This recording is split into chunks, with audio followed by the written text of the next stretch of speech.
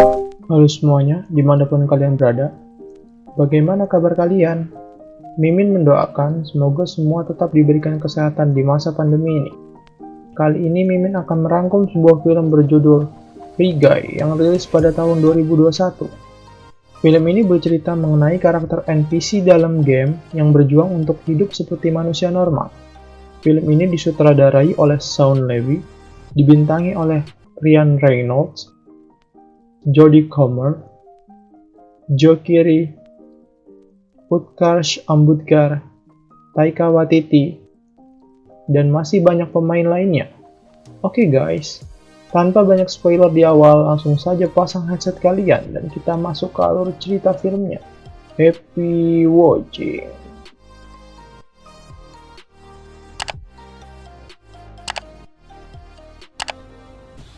Film ini diawali dengan diperlihatkan sebuah tampilan game bernama Free City. Game yang cukup populer ini dipenuhi dengan berbagai karakter yang diciptakan oleh para pemainnya. Nah, para karakter-karakter ini akan mendapatkan misi dan harus menyelesaikan misi tersebut. Dengan begitu, para karakter akan dapat menaikkan level mereka. Or that nice lady.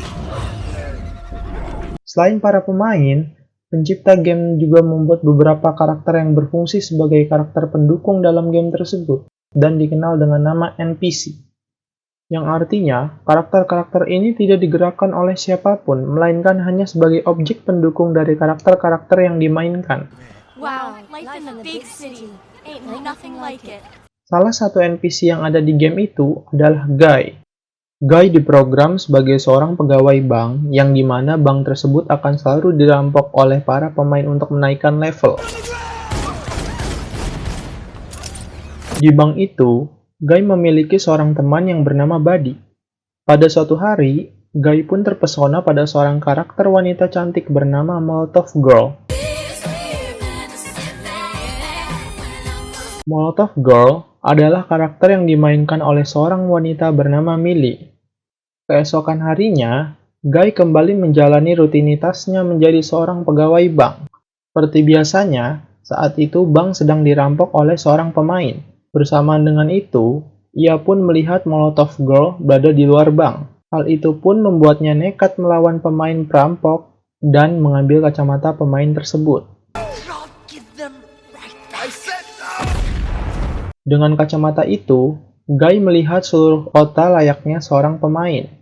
Singkatnya, dunia yang ia masuki saat ini kurang lebih mirip dengan game yang kita kenal, yaitu GTA.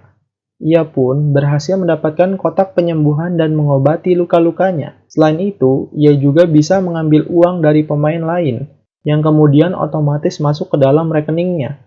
Game Free City ini dikembangkan oleh sebuah perusahaan besar pengembangan digital. Ada dua lelaki yang bekerja sebagai programmer untuk game Free City. Mereka adalah Keys dan Moser. Smoked by a non-playable character. An NPC, that's impossible. Yeah, exactly. Tentu saja mereka berdua terkejut melihat kejanggalan yang dilakukan oleh seorang NPC yang bisa melawan pemain. Karena kodratnya, seorang NPC hanya melakukan rutinitas yang sudah diprogram oleh para programmer. Karena hal itu, Keys dan Moser pun mengirim pemainnya untuk mengambil kembali kacamata yang ada pada Guy. Namun sayangnya, dengan kacamata itu, Guy mendapatkan berbagai kekuatan baru yang bisa ia gunakan untuk kabur dari Key dan Moser.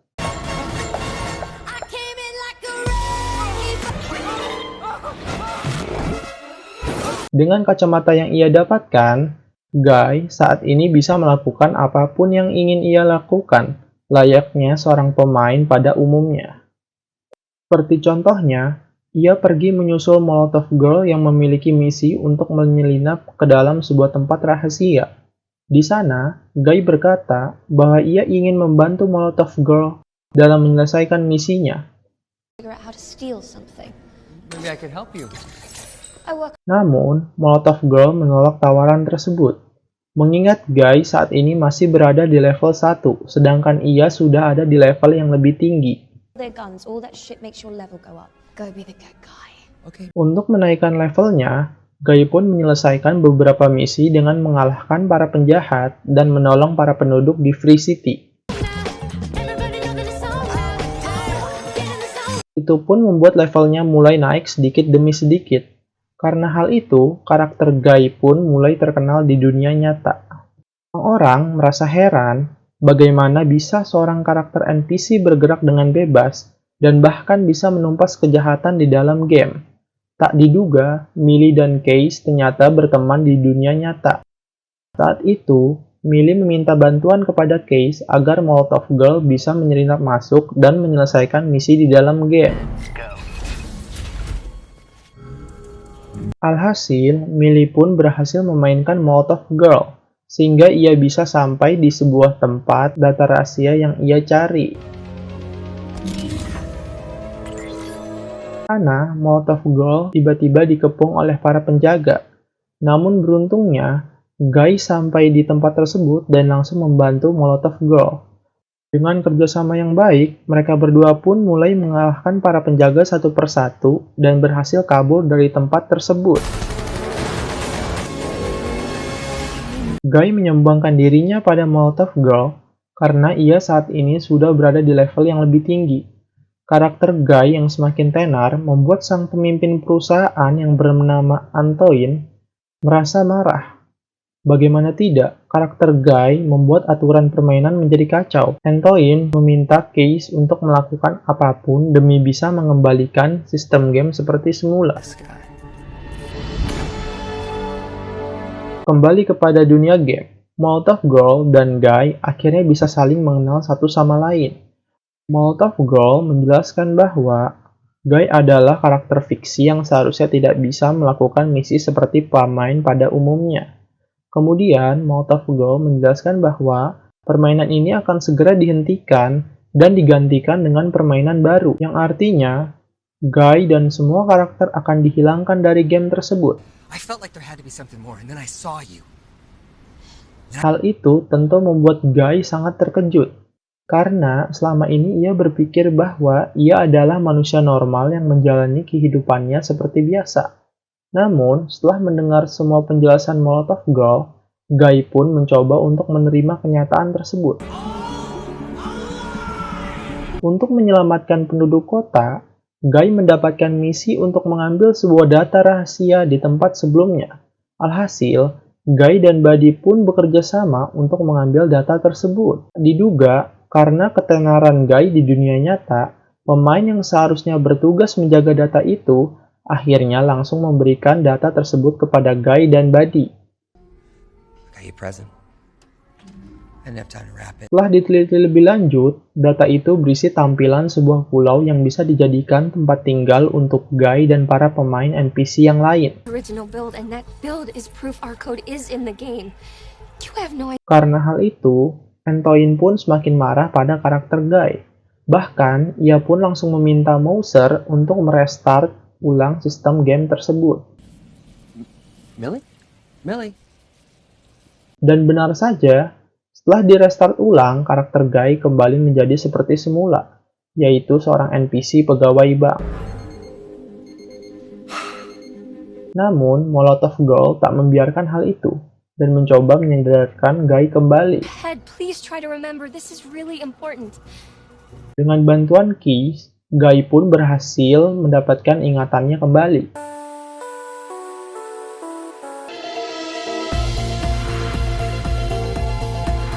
Setelah itu, mereka pun mengumpulkan semua pemain NPC dan mengatakan yang sebenarnya kepada mereka. Guy pun menjelaskan bahwa terdapat sebuah pulau yang ada di seberang lautan, di mana di pulau itu para karakter NPC akan bisa bergerak dengan bebas dan hidup tanpa diprogram oleh siapapun.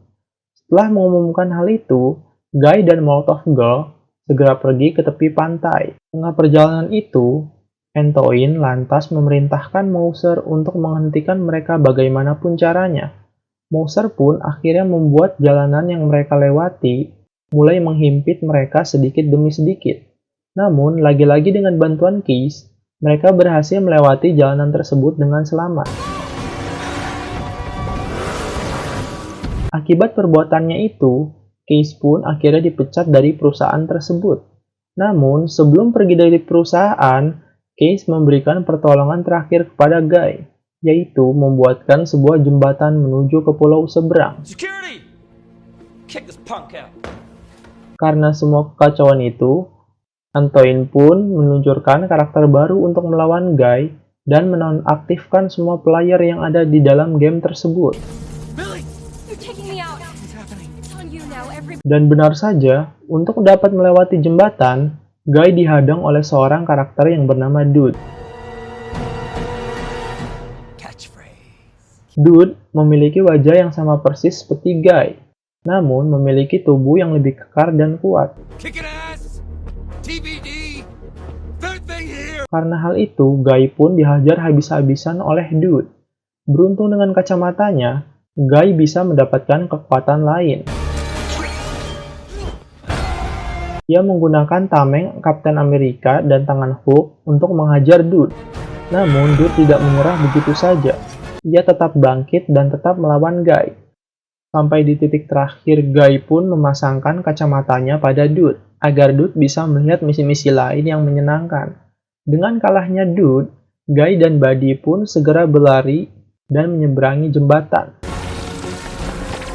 Melihat hal itu, Antoine pun segera pergi ke pusat server dan mulai menghancurkan server permainan Free City.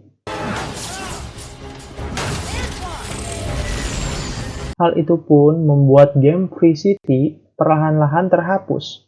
Bahkan, Buddy dan Guy juga terpisah di tengah jembatan. Namun, Buddy meminta Guy untuk meninggalkannya, agar Guy bisa sampai di pulau seberang. Dengan berat hati, Guy pun segera berlari ke ujung jembatan dan sampai di pulau seberang. Keberhasilan itu membuat semua karakter NPC menjadi bahagia, karena itu artinya mereka akan bisa hidup dengan bebas. Semua itu, perusahaan Antoine pun akhirnya bangkrut karena rusaknya semua server game. Kemudian, game yang awalnya akan dikembangkan di perusahaan itu akhirnya diambil alih oleh Case dan yang lainnya. Alhasil, mereka pun mengembangkan sebuah game yang mereka beri nama Free Life, di mana di dalam game itu, para pemain bebas melakukan apapun dan hidup dengan normal. You should see it in here. We're talking free bubblegum ice cream for life. Wow. Dari permainan itu, Millie pun menyadari bahwa Case adalah orang yang telah memprogram karakter Guy. Film diakhiri dengan kedamaian para pemain di game Free Life dan bersatunya Millie dengan Case. Film pun selesai. Secara keseluruhan, menurut Mimin, film ini membuat kita termotivasi untuk terus maju dan pantang menyerah. Dan film ini membawa kita seperti masuk ke dunia virtual reality. Film ini sangat menarik untuk ditonton. Kalau menurut kalian gimana? Tinggalin komentar kalian di bawah ya. Sekian rangkuman video kali ini. Terima kasih sudah menonton sampai akhir. Jangan lupa subscribe dan like videonya untuk mendukung channel ini agar makin berkembang dan biar nggak ketinggalan update terbaru dari channel ini. Sampai jumpa di video berikutnya.